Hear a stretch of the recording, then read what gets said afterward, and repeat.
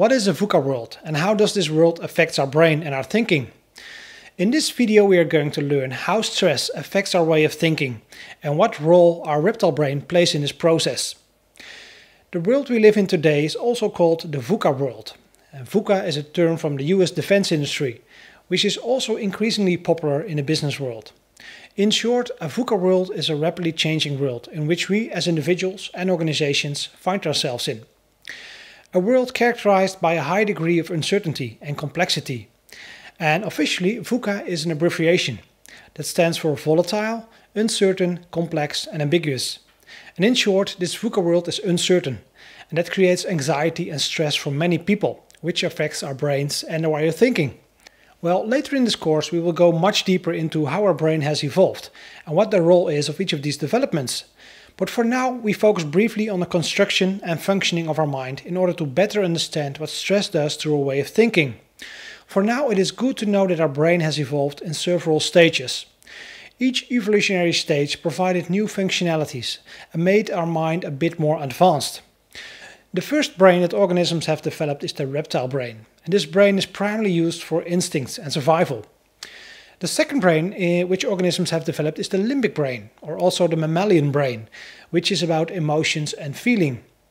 And the third brain is the neocortex brain, which has helped organisms to think logically and solve complex problems. And the last brain was the prefrontal cortex brain, which gave organisms functionalities like empathy and self-reflection. Again, the brain is an extremely complex thing, and this explanation is very brief, but for now it is fine to understand the basics. What happens when we experience stress due to fear and insecurity, for example? Well, the older and more primitive the brain is, the faster and more intuitive it works. And when we experience anxiety or stress, the prefrontal cortex and the neocortex is mostly disabled and overruled by the more primitive, deeper brain. So we are now talking about the limbic brain and the reptile brain, which are in control.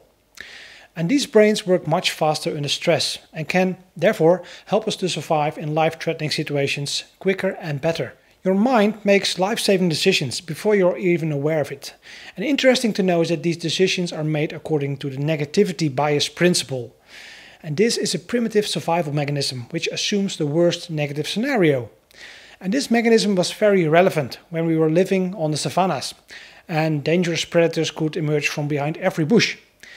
But today we live in a world where these reflexes are less useful, but our brains have not yet adapted to them. So we still suffer from this reptile brain that acts according to the negativity bias and always starts from the worst case scenario.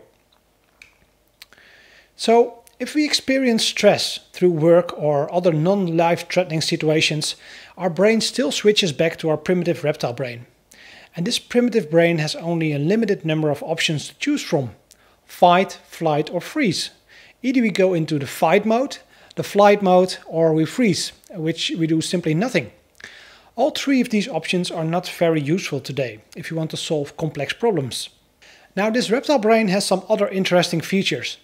Everything the reptile brain does not recognize is considered potentially dangerous. It could have been a dangerous unknown animal on the savannas that you haven't seen before. But also new environments, objects and information are seen as potentially dangerous by this brain. And this reptile brain can't handle the unknown and change very well. Because change introduces new and therefore unknown variables. And people who operate from this reptile brain mode often fight against change. They often show stiff, rigid and automatic behavior. The VUCA world in which we live makes people insecure and therefore causes long-term stress. And this stress makes your neocortex brain less active and your reptile brain more dominant. And that makes it very difficult to learn new things. But we see several other annoying effects. For example, the ability to innovate decreases with stress.